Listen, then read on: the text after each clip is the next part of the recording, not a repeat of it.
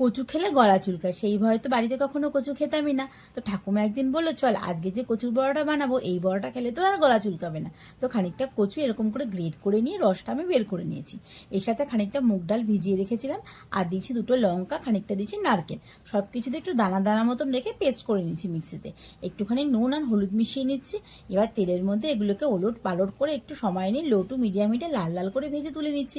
ব্যাস, আমার কিন্তু এই বড়াটা খেয়ে একদম গলা চুলকায়নি। ভিডিওটা ভালো লাগলে অবশ্যই একবার বানিয়ে দেখো এই বড়াটা।